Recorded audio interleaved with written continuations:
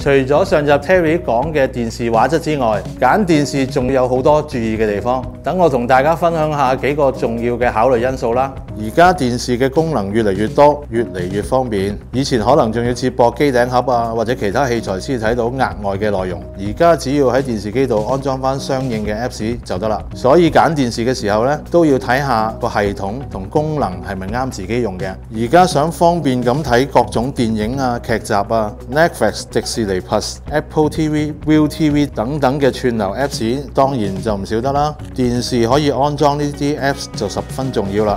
如果想要方便咁同手機互動呢，例如將手機畫面投影到電視，或者用手機播片嘅時候投影到電視繼續播放 ，AirPlay、Chromecast 都係十分方便嘅功能。要留意電視係咪支援到。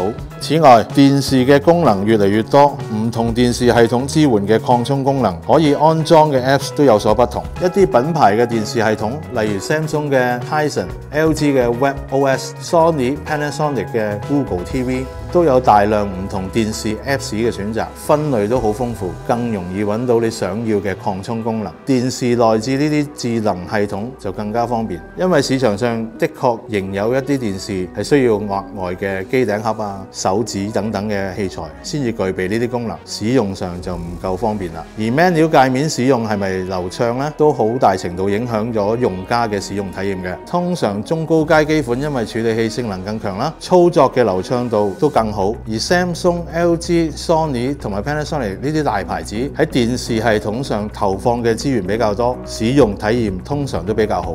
對於唔打算額外入手音響系統嘅用家呢，電視本身嘅音效可能都比較重要嘅，有需要可以留意，尤其一啲高階型號機身喇叭配置更好，甚至本身已經支援杜比 Atmos 等音效輸出。至於想同時添置聲巴嘅用家，同一品牌嘅電視聲巴配搭，有時可以通過現時最新技術提供到更強環繞聲效，例如 Samsung 嘅 Q Symphony、Sony 嘅 Centursync、LG 嘅 Wow Orchestra等等，想入手嘅用家就要考慮埋呢方面嘅因素啦。最後同大家講下，揀電視最緊要嘅一步呢，就係要親身嚟試下機啦。AV Live 門市有各大品牌最新最熱門嘅型號俾大家試，我哋嘅同事會因應你嘅需求同使用環境，幫你揀到最啱嘅產品。如果你都想換翻部新機或者升級影音器材，歡迎你哋嚟到 AV Live 同我哋傾下、睇下、試下。多謝大家收睇，希望以上嘅分享可以幫到大家揀到心頭好啦。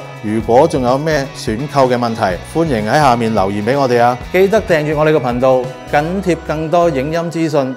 下次再見，拜拜。